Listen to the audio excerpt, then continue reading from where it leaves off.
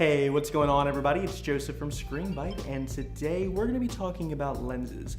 More specifically, my favorite lenses to use on the Panasonic GH5. This will also carry over to you GH5s owners as well, so this will work for everyone. So, this, as all videos like this, is going to be heavily opinionated, so make sure you take everything I say with a grain of salt. What works for me might not work best for you, but definitely leave it in the comments section down below. What are some of your favorite lenses? I'd love to hear from you guys. So, I would say maybe 2 months into owning the GH5, I decided that I wanted to go full native. So what this meant was any lens that I purchased was going to be micro four thirds. This of course meant getting rid of my Sigma 18-35, which is a lens that I truly love and is a major go-to lens for pretty much everybody who owns these cameras. But that left me with a void. I wanted a workhorse lens that was a zoom that would cover the focal length that the Sigma did on a speed booster and still give me reasonably good quality. That's when I settled on the Olympus 12-40mm f2.8. Now, you might be asking yourself, why not the Panasonic 12-35? Both of these lenses are the ones that come up when you're looking for a native replacement for the Sigma 18-35. And the answer to that, very simple. I don't actually use autofocus all that much when it comes to making videos, even for something like these YouTube videos, no autofocus.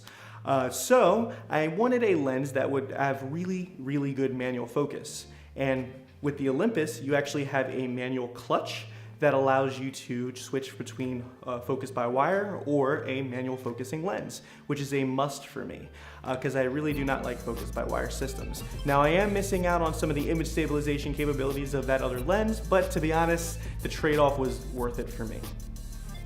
Now, other uses for this lens would be for if it's on a gimbal, it has autofocus. I can use autofocus like that. Also, this is my main photography lens. I use this pretty much for every single one of my photos that I take, just because I can very quickly pull up my camera, snap a photo, and it's gonna come out great.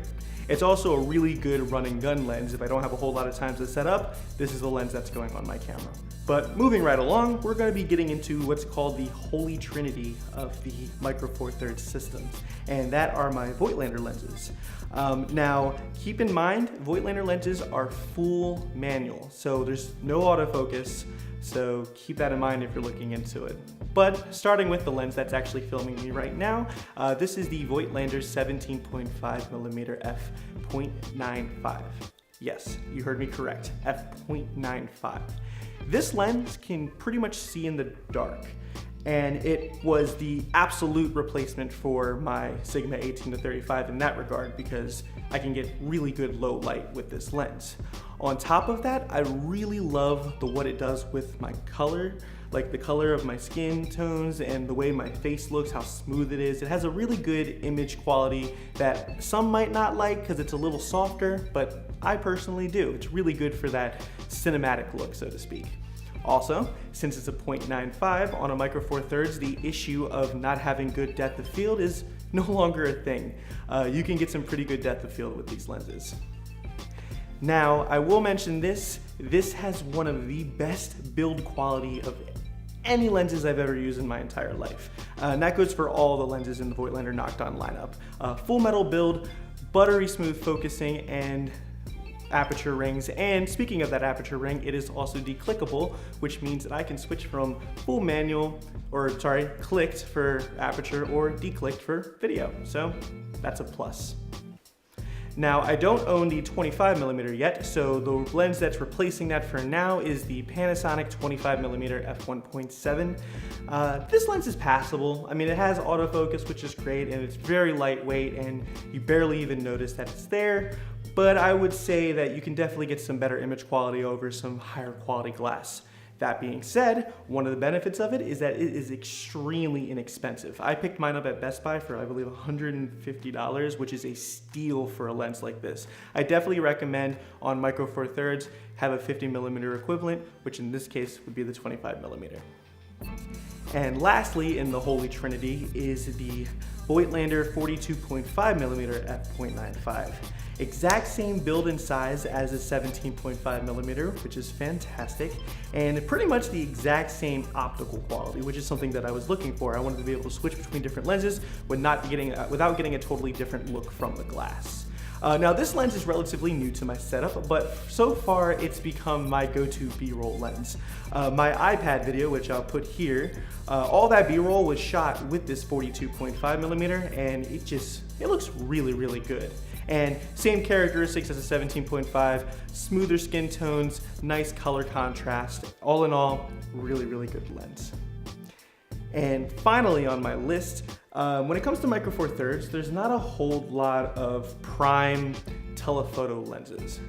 And I kind of wanted to experiment a little bit. If you guys remember a few videos ago where I unpackaged my package from Russia, I got the Helios 44-2 58mm. Now on a Micro Four Thirds body, that turns it into a 118, my math's not really that good right now, but it turns it into 116mm. And it's not quite telephoto, but it's almost there, and I really do like some of the bokeh that you can get out of this lens. Just keep in mind it is a vintage lens, so things like softness wide open, as well as just flaring can be an issue with these lenses, especially if you're buying them used, which all these lenses are. But yeah, that pretty much wraps up my main go-to lenses right now. As you can see, there's a lot of primes in my kit, and that is because I personally love prime lenses over zoom lenses. For a couple different reasons. One, usually they're optically sharper, a little bit optically better, as well as you have to be more creative when you're filming with them because you are the zoom. You have to move back and forth. But yeah, those are my picks for my favorite lenses on the Panasonic GH5. Hopefully I'll have that 25mm Voigtlander soon. Let me know what your favorite lenses are in the comment section down below, as well as do you agree with what I said? Do you disagree? Let's have that conversation. But that's gonna go ahead and do it for this video, guys, so thank you once again for watching. As always, if you liked it, make sure to show it by hitting that like button down below. It really helps me out. As well as if you are new to the channel and you like the content, feel free to subscribe. Also, as I mentioned before, you can leave any comments you like in the comment section down below. But until next time, I will see you guys in the next video. Bye.